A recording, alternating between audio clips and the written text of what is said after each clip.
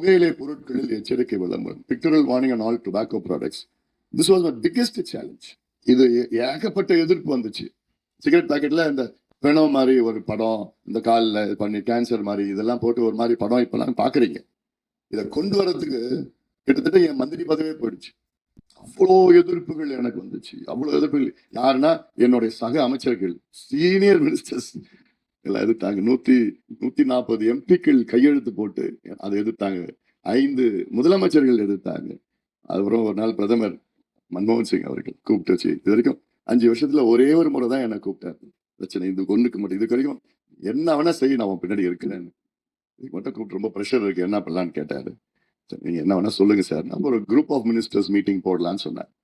Group of ministers தான் ஏதாவது ஒரு பிரச்சனைனா ஒரு சீனியர் மினிஸ்டர்ஸ் ஒரு 10 பேரை போட்டு அந்த அவங்களுக்குள்ள விவாதம் பண்ணி அந்த ரெக்கமெண்டேஷன் பிரைம் மினிஸ்டருக்கோ கேபினெட்டுக்கோ எடுத்து வரணும். அதான் குரூப் ஆஃப் மினிஸ்டர்ஸ் மீட்டிங்.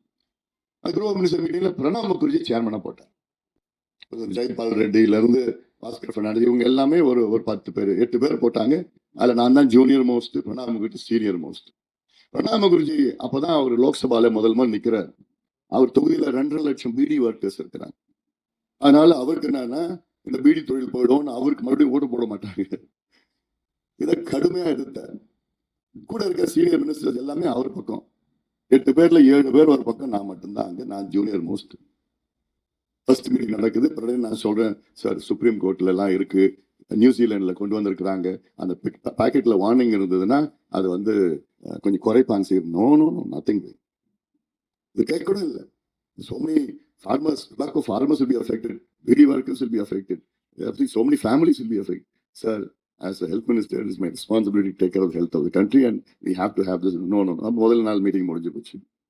அடுத்து 2வது நாள் அப்புறம் அடுத்து ஒரு வாரம் பார்த்து மறுபடியும் சொன்னாங்க, எல்லாம் சொன்னாங்க. நான் இல்லை சார், நோ சார், இது கொஞ்சம் அட்லீஸ்ட் கொஞ்சம் தான் கொண்டு வரணும் அப்படி சொன்னோம். 2வது நாள் போயிடுச்சு. 3வது நாள் மீட்டிங் நடக்குது. 3வது நாள் நான் எதிர்த்தேன், முடியாது எல்லாம். ஏதாவது மீட்டிங்னா என்னன்னா கான்ஃபரன்ஸ் ரூம்ல 8 மினிஸ்டர்ஸ் 50 ஆபீசர்ஸ் எல்லாம்.